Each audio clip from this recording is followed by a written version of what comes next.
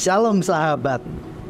Kalau ditanya siapa dari antara kita yang merasa senang memperhatikan komen atau reaksi orang lain ketika ada sebuah postingan di media sosial kita. Saya mau obrolin ini, saya tidak sendiri, saya bersama Kak Wida. Beliau ada dalam komisi dewasa dan mendampingi atau sebagai koordinator Persekutuan Perempuan. Halo Kak Wida. Halo Pak Guntur. Apa kabar? Baik. Puji Tuhan. Boleh menyapa sahabat kita yang di rumah? Iya. Shalom sahabat GKI Cinere. Nah Kak Wida, kalau Ya, Kak Wida sendiri pernah nggak ngeliat di tempat-tempat umum gitu ya, bahkan sudah mau makan pegang HP semua? Kalau kakak gimana? Iya. Suka banget, sering banget lihat juga ya di mall, di acara keluarga, itu sering banget bukannya ngobrol tapi keluarga malah saling pegang handphone. Jujur, saya juga gitu ya. Jadi kalau di rumah itu sering kali kita di dalam satu ruangan yang sama, tapi saya pegang handphone, suami pegang handphone, anak-anak juga masing-masing main gadget yang sendiri. Gitu sih Pak. Jadi memang itu udah jadi kebiasaan sekarang mungkin ya Pak ya. Habit, kebiasaan. Saya pernah cek satu-satu istri sama anak-anak. Bukan cuma mainan sih. Mereka kan ada yang kerjakan tugas. Istri saya menolong saya untuk update info gitu ya. Iya. Tidak melulu pada game. Saya yakin di keluarga Kak Wida mungkin juga seperti. Iya. Nah, kalau kita perdalam lagi, ada yang sampai beli follower. Ada yang juga lalu mengamati followernya berapa. Ada yang sampai edik, pokoknya tiap hari saya mesti posting supaya saya bisa ngerti bagaimana respon follower saya. Nah, kalau menurut kakak yang begitu itu gimana itu? Iya. Memang sekarang tuh kayaknya orang seneng banget ya, apa-apa dikit dia di posting ya. Anak saya ngomong lucu dikit diposting gitu ya. Nah, tapi memang perlu diingat lagi sih, sebenarnya teknologi atau internet itu katanya sih sebenarnya bisa membantu kita, tapi kitanya yang harus bijaksana pakainya Pak. Jadi kalau sampai harus bayar followers atau cuman buat nyenengin diri kita, merasa diterima sama followers kita sih kayaknya kalau menurut saya pribadi sih nggak perlu ya. Nah, tapi mungkin ada juga orang-orang yang kerjaannya memang mau jadi kayak content creator gitu sih Pak ya, itu beda lagi mungkin ya. Tapi kalau kita secara pribadi yang emang nggak punya pekerjaan itu, rasanya perlu dipikir lagi ngapain harus sampai seperti itu gitu. Iya. Jadi mestinya bisa kejawab ya. Mungkin pertanyaan yang ketiga, kalau kakak termasuk kelompok yang mana ini? Apakah yang puas karena follower banyak, atau biar follower sedikit yang penting responnya positif gitu ya? Atau malah ini menjadi sebuah refleksi ketika mereka ada respon, ada komen gitu, kalau menurut kakak? Iya. Nah, kalau saya sendiri terus terang memang awalnya sempat juga tuh terjebak di dunia sosial media ya. Jadi kayak itu tadi, apa-apa pengennya diposting, apa-apa pengennya kasih tahu nih saya lagi ngapain gitu. Tapi lama-lama saya jadi punya efek negatif juga tuh Pak Guntur. Misalnya, jadi tanpa saya sadari saya tuh jadi membandingkan hidup saya sama orang lain misalnya gitu. Terus abis itu jadi nggak puas sama apa yang udah saya miliki. Kayak pengen banget liburan ke sini, pengen banget punya ini, punya itu, kok saya nggak punya gitu. Nah, akhirnya lama-lama saya jujur saat ini lebih membatasi untuk melihat sosial media, membatasi juga untuk posting di sosial media, karena tanpa saya sadari kemarin itu jadi mengganggu juga gitu secara mental, secara ini kan baca postingan itu ada macam-macam beritanya ya, ada macam-macam berita-berita yang kadang-kadang nggak, jadinya saya juga jadi stres sendiri gitu.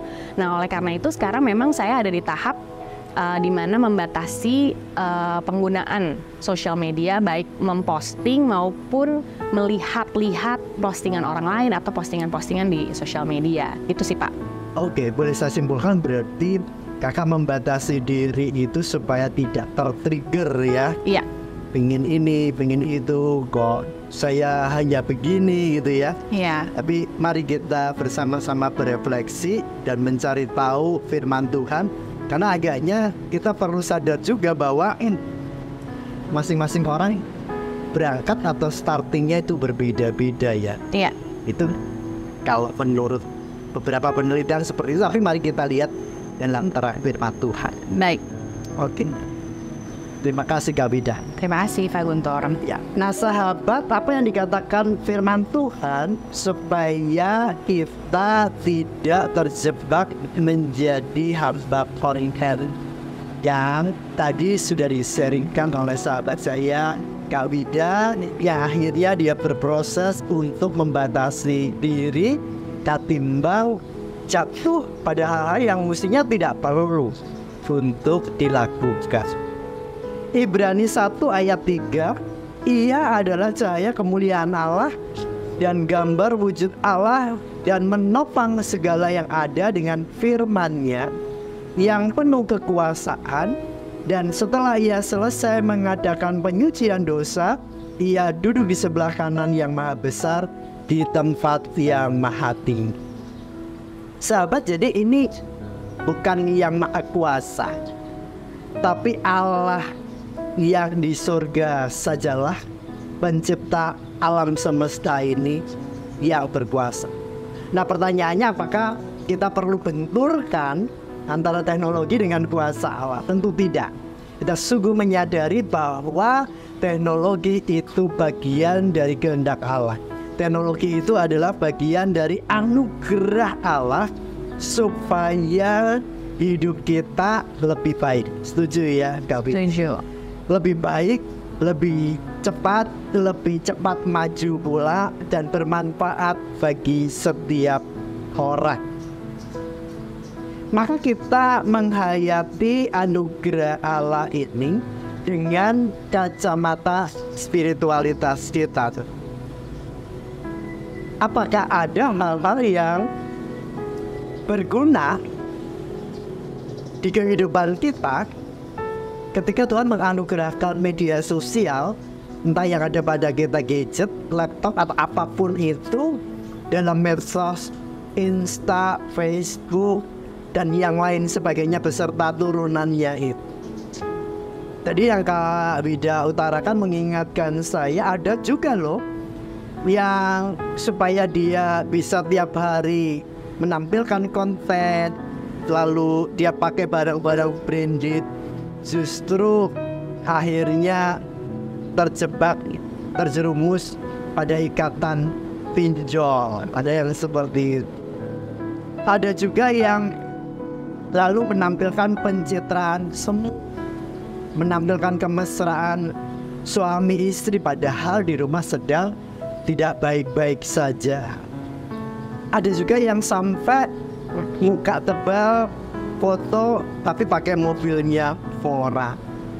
Itu kalau menurut penelitian katanya itu narcissistic personality disorder. Atau kalau dalam sapaan sahabat hari ini adalah jangan sampai kita menjadi hamba konten. Kalau kita menjadi hamba konten itu berarti kita sudah mengalami kegagalan yang sebetulnya tidak perlu.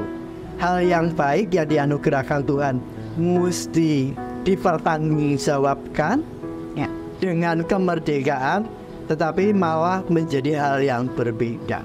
Saya ingat ada satu karyawan yang di China, dia harus memonitor notifikasi 600 WA group sebagai seorang karyawan. Akhirnya dia resign karena mulai merasakan mental health-nya terganggu. Seperti itu.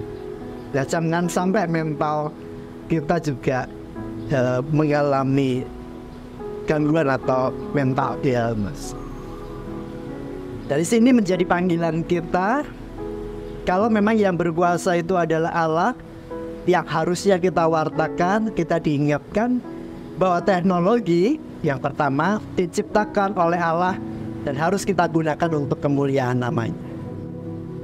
Ketika kita diberi kesempatan oleh Tuhan memiliki segala media digital, kita juga diingatkan seperti sharing Kak membatasi itu bagian dari kita bertanggung jawab terhadap anugerah Allah. Dan yang ketiga tentu media digital atau gadget apapun itu bisa kita gunakan untuk mewartakan kabar baik Injil Yesus Kristus. Bahkan melalui teknologi kita tertolong untuk membangun spiritualitas kita. Bahkan yang terakhir, biarlah semua dari ketiga hal itu kita serahkan agar Tuhan Roh Kudus menuntun kita. Terima kasih Kak Terima Winda kasih buat banyak. sharing dan sungguh memberkati bagi para sahabat yang ada di rumah. Kita sampaikan salam kepada mereka. Tuhan Yesus memberkati.